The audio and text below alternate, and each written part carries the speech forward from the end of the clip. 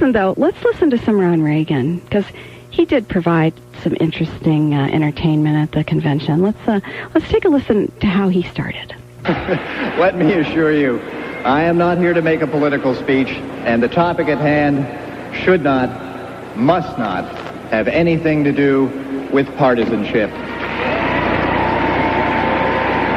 I am here tonight to talk about the issue of research into what may be the greatest medical breakthrough in our or any lifetime. The use of embryonic stem cells, cells created using the material of our own bodies. Yeah, indeed. So he's not making a political speech, and he's quite unhappy with people on the other side of this issue from him, and here's what he had to say about them. There are those who would stand in the way of this remarkable future, who would deny the federal funding so crucial to basic research. They argue that interfering with the development of even the earliest stage embryo, even one that will never be implanted in a womb and will never develop into an actual fetus, is tantamount to murder. A few of these folks, needless to say, are just grinding a political axe, and they should be ashamed of themselves. Right, unlike him, he is not political. He's just there to talk about stem cell research. And here's how he ended. This is our moment, and we must not falter.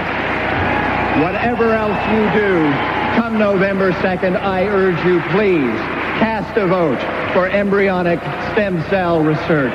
Thank you for your time. As long as it's not political. Sue, you're on WLS. Hi, Terry. Hi, Sue. I thought that speech, I laughed out loud. There's a... You mean the Ron Reagan speech, yes. Right, Ron Reagan speech. There's a part in there. He says, but don't worry, it's not a human being. He's talking about growing, yes. These things, and it's not a human being, and it's just a blob. And wouldn't it be great to have it available? You could go to the doctor, and this would be available to you or something. He talked about how you'd have your own repair kit or something. Your own repair kit. Yeah. And I thought about, what was that movie where they had all those bodies, like, hanging in a warehouse? I think it was Coma. It was Coma, yeah. Yeah, and that's what I thought of, and I laughed out loud.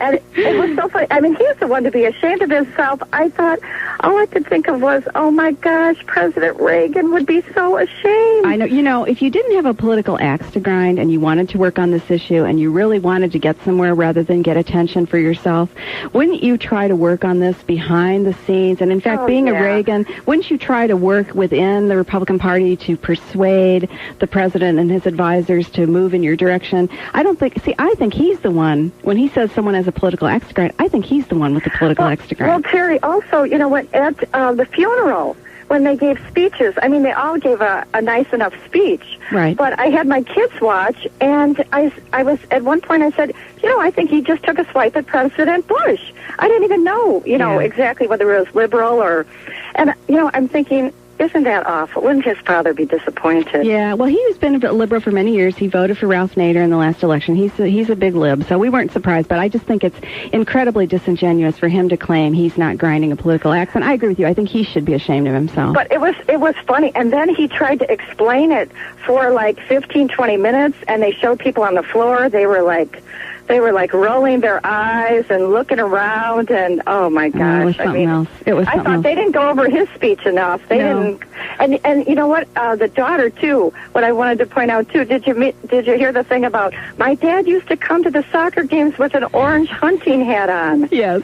I did. Like, I didn't bring that soundbite in. I should grab that one for our Second Amendment update. And then the one about the tree. He said something about a tree. It's a spiritual temple. Every single thing. And they all quoted scripture or mentioned a prayer or angels. It was unbelievable. So, hey, Sue, I agree with you. I think Ron Reagan was pretty funny. And he'll be around more, so we'll get more laughs as the campaign goes on. Thanks so much. Hey, let's talk to an Andrea. I'm sorry you hung up. She wanted to tell me she liked the convention. She didn't care what I had to say.